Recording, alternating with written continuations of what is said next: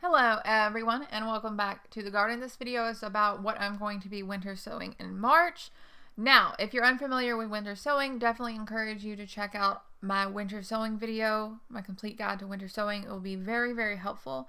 Of course, you can winter sow in milk jugs, but I do it in these trays in a low tunnel. It's pretty much the same effect just because I'm doing it on a larger scale. In this video, you'll have to forgive the fact that I'm wearing gloves. I recorded this video the same time I recorded the other one back in February, and it was snowing and cold, so please do forgive that.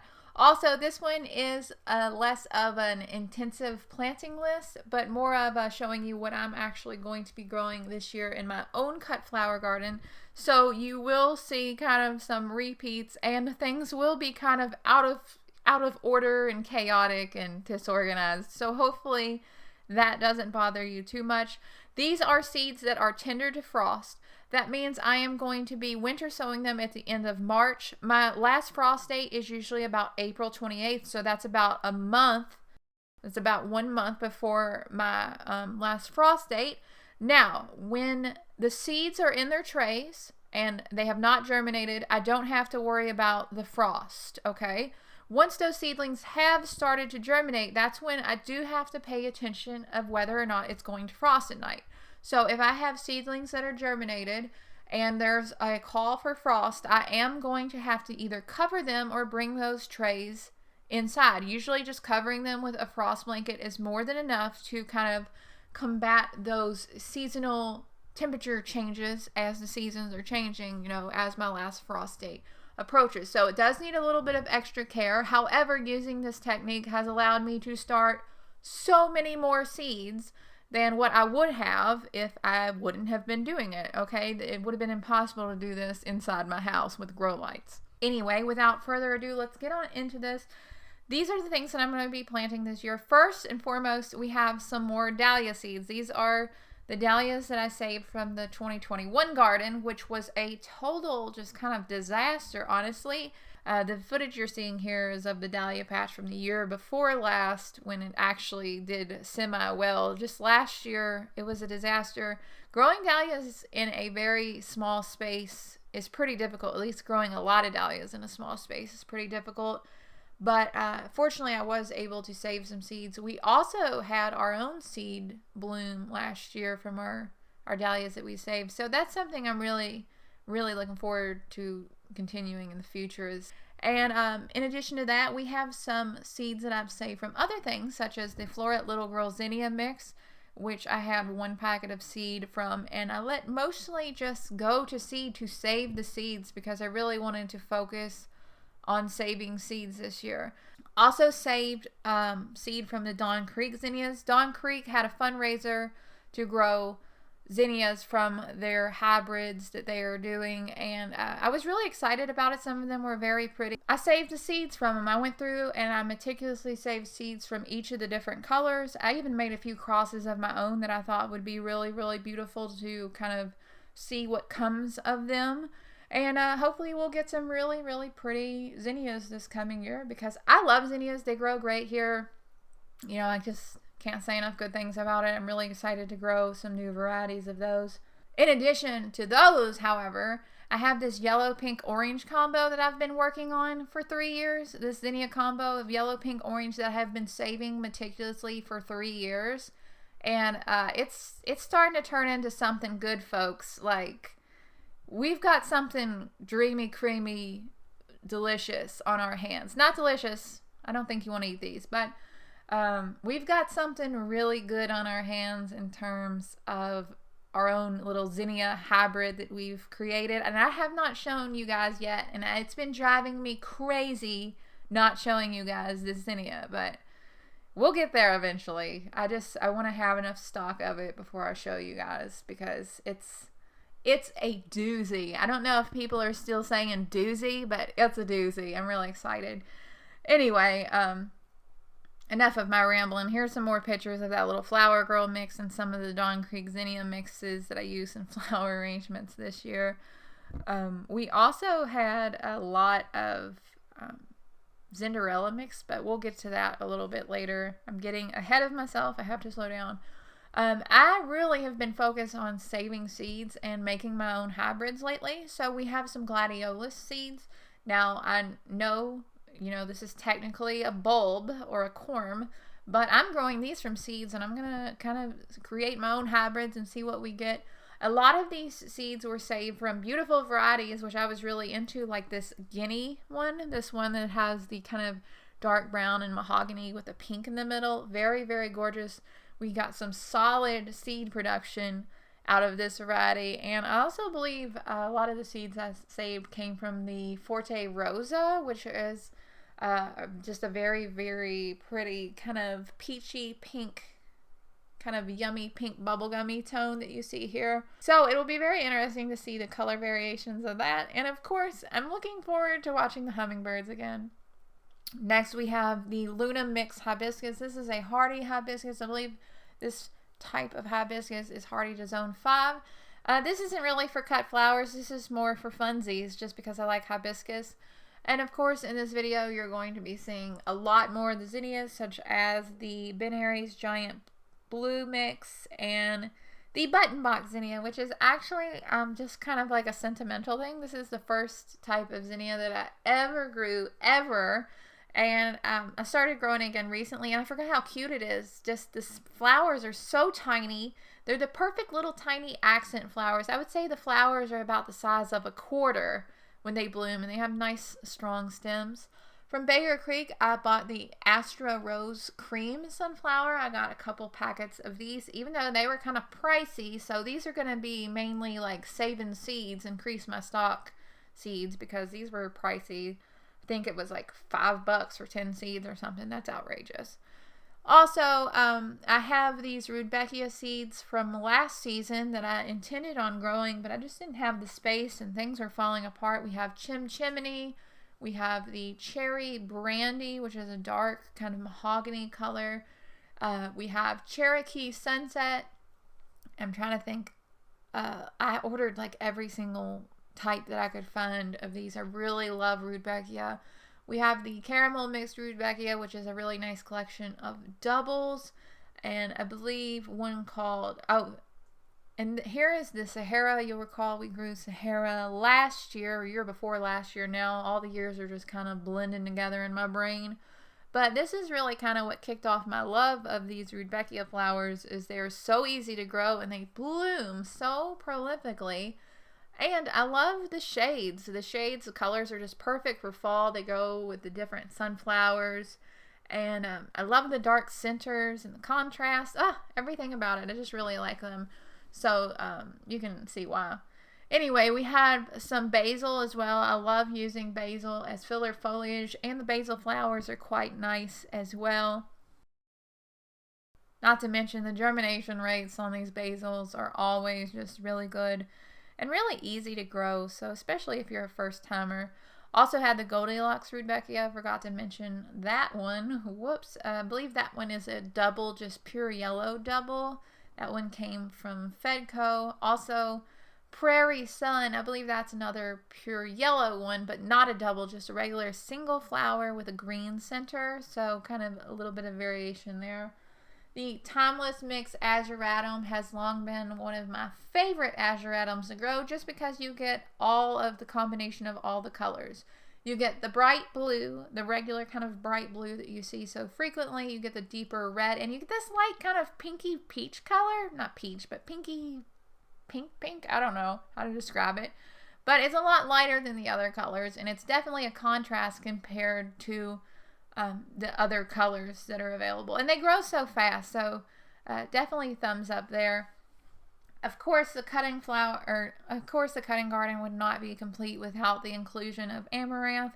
This year I am growing green thumbs and also a Towers Mix Amaranth, which is a mix of this kind of golden color and this red color. This footage of the video is actually from several years ago, when I had a tower mix of this kind of golden color mixed with the red, and I just love having the options. As you can see, my foliage is always heavily affected by flea beetles for whatever reason. Well, flea beetles, what are you going to do? But the plumes are always just so tall and vibrant and beautiful. I love cutting them for just dramatic cut flowers, and they will kind of branch out once you cut them, which is nice. Of course, we have more zinnias. This is the Queen Lime Orange. Queen Lime Orange quickly became one of my absolute favorite zinnias. They are so gorgeous. I kind of like to put them in the shade a little bit, like afternoon shade, just so that the color is nice and rich and they don't really get washed out by the sunshine.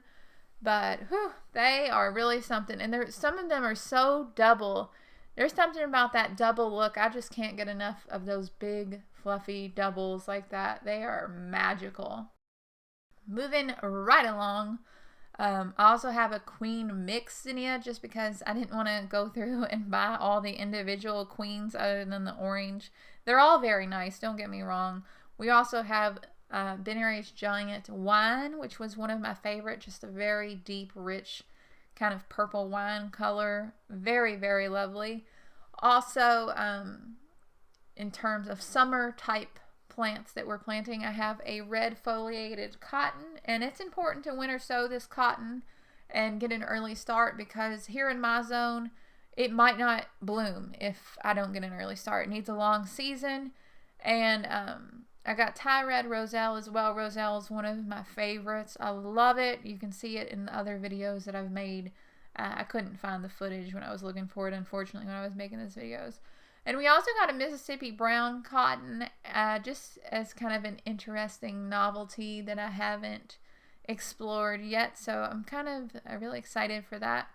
You can see in this tray there's nasturtium over there. Nasturtium's another thing that you can plant at this time, winter sow at this time. I find that nasturtium does really, really well from a winter sowing. It does get a little bit tall and straggly, as you see here, if you leave it in the container too long, which I'm definitely guilty of. On the left, those seedlings are the Thai red roselle that I grew a couple years ago. Those plants are very ornamental. They are very lovely, and the seed pods are gorgeous for cut flower arrangements. So definitely a good one. Anyway, back to the seed packets. Like I said, the cotton, make sure it's legal to grow cotton. Some places have regulations surrounding growing cotton as a home gardener, so check that out with your ag extension. Also have a lot of celosia this year. Actually bought this seed last year because I had planned to grow a lot of celosia and I just never got around to it. And we have a smaller version of zinnias. This is the Aztec Burgundy. It's a different kind of species type, I believe. And Creamy Yellow Giant. The main reason I bought Creamy Yellow Giant is because it is a great pollinator. I love making my hybrid crosses with that one because it's beautiful, as well as the Oklahoma Salmon, which is a smaller salmon colored zinnia, which is also quite pretty. I don't know where I'm going to plant all this stuff, by the way. We have Ben Aries Coral, and again, that's just a lovely peachy pink color, as well as Ben Aries Bright Pink, which is one of my favorites. I know a lot of people don't like the bright pink in your face flowers, but look at these things. Come on. It's like pink bubble gum. They're so pretty. How can you not love them? I've got some Kiro Cosmos again. This is yellow, kind of bright yellow Cosmos. It's got kind of like little tints of purple in it. It's very pretty. Just a different approach to Cosmos. We also have a double grandiflora petunia. And double petunias are my jam now. Like, I recently fell in love with them. And you can see why. The stems are so long. These are not like the kind of petunias that you go up to the home improvement store and grab. These are special, I think, personally. I also have some Fragrant Delight mixed flowering tobacco. I have very limited experience with flowering tobacco. I'm working on that. And a huge packet of Cracker Jack mixed marigold. Mainly, I picked this one because it's a double marigold and the seeds were cheap and I got tons of them for the price. So that really is the amount of thought that went into that. I know there are some super fancy varieties of marigolds out there. It's just like, I'm not ready to explore those yet. I still don't know where I'm going to plant all this stuff, honestly. Moving right along, we have Macaroon Scarlet Aster, which asters are totally new to me, as well as Ben Aries Princess Salmon Rose Aster. and that's new to me as well. And there's that Towers Mix Amaranthus that I had mentioned earlier. I knew it was in here somewhere. And we also have Zinnia. I just went ahead and I bought the mix because my prior experience with Zinderella has been really kind of up and down. Occasionally I'll get a really good pack or really good weather and it'll be totally scabiosa and double and cute, and then sometimes it'll be garbage, so who knows. Also, Bright Lights Mix. Bright Lights Mix Cosmos is a classic. I think if you are a total beginner, like I have no idea what I'm doing, I think this is a great choice. Here's a video from a long time ago. This is like from 2015 or 2014 or something. It's like one of the first garden videos I ever made. And look at them. They're just sitting there growing. The soil, they're highly adaptable. The soil in this garden was terrible. They didn't care. They just grew and they looked really, really beautiful. Also, we have the Rainbow Sherbet Mix, or Sherbet, or however you say it. The Pink Champagne Celosia, and the Texas Plume Vintage Rose Mix Celosia. I can't talk. And those are from Flora. I bought those last year. I just never got around to planting them. I need to get with it and make sure I plant all this stuff. Sunday Celosia. Just lots of kind of fancier Celosias. Another one that is totally heat loving and pretty easy to grow as long as you give them the space they need. They can be started in trays or they can even be direct sowed. But with some of those fancy ones, I'm definitely not going, like the floret ones that cost like $400 a pack, I'm definitely not going to be direct sowing those. I am going to baby those things and pamper those things like they are my children, and I ain't even got no children. I don't know, I'm rambling on now. Anyway, Celosia is very nice, and it's something that I wanted to focus on in the future. We also have a lot of sunflowers. This is Double Delight. Double Delight is hands down one of my favorite. Like, they're so pretty. They're so tall, they're so pretty. They're so double. They're consistently double. Everything about Double Delight has made them something that I totally love. Highly recommend. Also, a lot of different sunflowers in the Pro Cut series. You'll see here in a second that we have. And hopefully I find a place to grow this stuff soon. I'm kind of getting worried about it now. I'm not going to lie. We also have some Double Dutch Rose Cosmos. These aren't Double Dutch. This is just a sensation mix that I'm showing you. But the color is right. The other ones are obviously double flowered. And they grow really well from a winter sowing. But they can also be direct sowed. A lot of this stuff can also be directly sown into the garden. You know, there's no need to make things complicated when we don't have to. Especially when you can direct sow.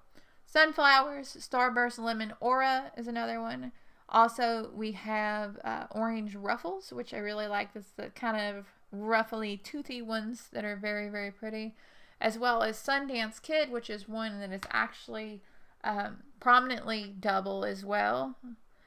Green Burst, or Starburst, Green Burst, Downy Mildew Resistant. Golden Cheer is another one. Sunflower Selections is awesome, by the way. You guys might want to check that out if you've never checked them out. Not a sponsor, just saying words. And we also have some Globe Amaranth, or Gomphrena, as it is more affectionately called. I actually had my first success with Gomphrena about 2 years ago now, and I really love it. It's a little bit meticulous to cut for cut flowers, I think, personally, but it's very pretty. I think it's worth the effort. Anyway, getting back into this giant stack of seeds.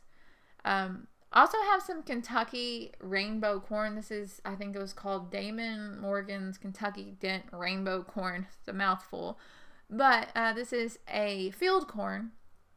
And actually one of the reasons that I really, really like it is that it makes beautiful cobs. And, you know, it can reach 15 feet tall. It's awesome.